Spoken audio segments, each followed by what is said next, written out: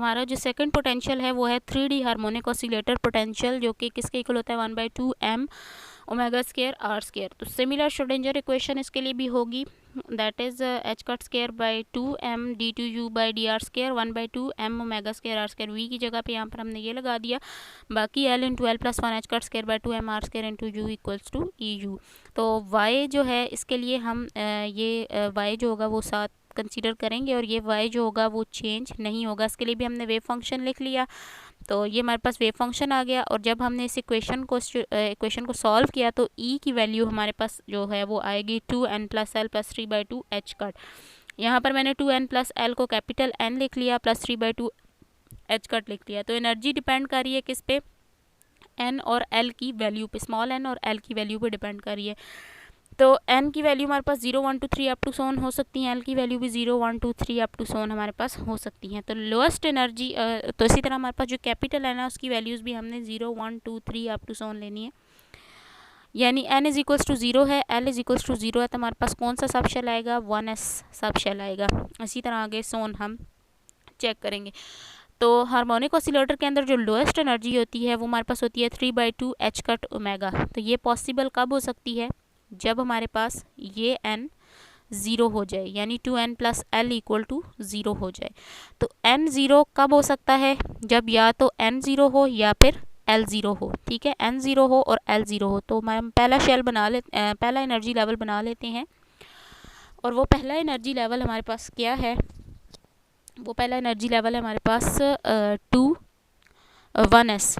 तो 1s में कितने इलेक्ट्रॉन्स आ सकते हैं, 2 इलेक्ट्रॉन्स आ सकते हैं। फिर अगर n की वैल्यू हम 1 ले लें, n की वैल्यू 1 कब पॉसिबल है, जब हमारे पास n 0 हो जाए और l इज इक्वल टू 1 हो जाए। इसके अलावा कोई भी पॉसिबिलिटी ऐसी नहीं है जिसमें n की वैल्यू 1 हो सके, ओनली 1 पॉसिबिलिटी। तो L1 के ऊपर हमारे पास जो शेल होता है वो होता है 1p। अब अगर हम बात कर लें n is equals to 2, n is equals to 2 possible है जब n small n equal to 1 हो जाए और l इक्वल टू 0 हो जाए, यानी ये 1 हो जाए, 2 इंटू 1 2 प्लस 0 2 आ जाएगा। और अगर एक और पॉसिबिलिटी भी हो सकती है कि n 0 हो जाए और l 2 हो जाए। तो n 0 l 2 पे 1d है और इस पे 2s है, तो हम ये वाला शेल यहाँ पर बना ये वाला सॉरी लेवल यहाँ पर बना देते हैं 2s 1d। देन नेक्स्ट है n equal to 3। n equal to 3 कब पॉसिबल हो सकता है, या तो n इक्वल टू 1 हो और l इक्वल टू 1 हो तो 3 आ सकता है, n इक्वल टू 0 हो l इक्वल टू 3 हो तब भी हो सकता है। और इसके अलावा इसमें और कोई पॉसिबिलिटी नहीं है। तो ये हमारे पास नेक्स्ट लेवल हमने ये बना लिया। इसमें कौन कौन से आएंगे, 2p एंड 1fr है। फिर n इक्वल टू 4 ले लिया, n इक्वल टू 4 के लिए 3 पॉसिबिलिटीज़ हो सकती हैं, या तो n1 l2 हो, n2 ले लें, l को 0 ले लें, n को 0 ले लें, l को 4 ले लें, तो ये 1g 3s एंड 2d आ गया। अब अगर हम ये सारी चीज़ कंसीडर ना करें और डायरेक्ट नेक्स्ट लेवल बनाएं तो वो हम किस तरह से बना सकते हैं, हम इस फिगर को देख के हम इसको बना सकते हैं। तो अगर हम देखें तो पहली चीज़ क्या है, 1s 1p 1d 1f 1g, next क्या आएगी 1h। उसके बाद है 2s 2p 2d और 2f आएगा, यहाँ पर 3f नहीं है 2f है। नेक्स्ट अगर हम देखें तो 3s के बाद 3p, क्या यहाँ पर 4s आएगा। 4s को देखने के लिए अगर हम देखें तो हमारे पास क्या था, 1s था, फिर एक जंप लिया उसने 2s, फिर एक जंप लिया 3s, तो फिर इसका मतलब है यहाँ पर 4s नहीं आएगा, इससे ऊपर वाले लेवल में 4s आएगा।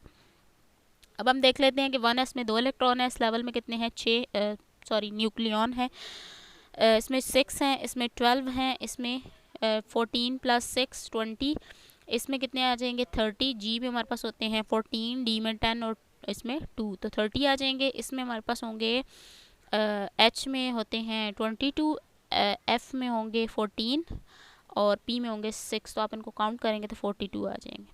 अब अगर हम यहाँ पर देखें तो first level is for 2, second level अगर हम देखें इस गैप के बाद अगर हम जाएँ तो कितने हो जाएंगे, 2 + 6 8, इसके बाद 8 + 12 20, इसके बाद 40। तो यहाँ पर आकर लाइफ अगेन नॉट वर्किंग, यहाँ पर ये अगेन वर्क नहीं कर रहा, 40 70 और 122, यानी 20 के बाद ये अगेन वर्क नहीं कर रहा। इसका मतलब है कि ये पोटेंशियल भी हमारे पास वर्क नहीं कर रहा।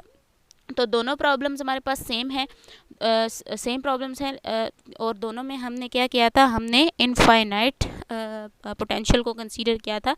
कि अगर हम ये कहते हैं कि अगर हमने पार्टिकल को बाउंड कर दिया इसके अंदर इनफाइनाइट पोटेंशियल वेल के अंदर, और हम ने अगर इसको बाउंड कर दिया तो हम इसको वहाँ से बाहर नहीं निकाल सकते। अगर हम उसको जितनी भी एनर्जी दे दें हम उसको वहाँ से बाहर नहीं निकाल सकते। ये एक अनरियलिस्टिक चीज़ है। अगर न्यूक्लियस के अंदर हम ये देखते हैं कि जब हम कुछ एनर्जी देते हैं प्रोटॉन को, तो हम वहाँ से प्रोटॉन को बाहर निकाल लेते हैं, that is the proton separation energy. और अगर हम न्यूट्रॉन को वहाँ से बाहर निकालें तो न्यूट्रॉन सेपरेशन एनर्जी हमारे पास आती है। लेकिन पोटेंशियल जो यहाँ पर हमने चूज़ किया that is infinite, so nucleons get so no nucleon get outside of it, यानी किसी भी न्यूक्लियॉन को आप यहाँ से बाहर नहीं निकाल सकते। तो इसके बाद साइंटिस्ट ने मज़ीद वर्क स्टार्ट किया और उन्होंने फाइनाइट पोटेंशियल वेल की तरफ गए, यानी फाइनाइट पोटेंशियल उन्होंने कंसीडर किया। और जब फाइनाइट पोटेंशियल को कंसीडर किया तो वो भी ऑलमोस्ट सिमिलर रिजल्ट दे रहा था जो कि इनफाइनाइट पोटेंशियल वेल में आए। तो हम अपने जो नेक्स्ट वीक का लेक्चर होगा उसमें हम ये सारी चीज़ें डिटेल से पढ़ेंगे कि उसके बाद हमारे पास एक और फैक्टर भी आएगा और उसको हम बाद में डिटेल से अपने नेक्स्ट वीक के लेक्चर्स के अंदर पढ़ेंगे। और होप आपको ये समझ आ गया होगा। वीडियो को लाइक और शेयर करना ना भूलिएगा।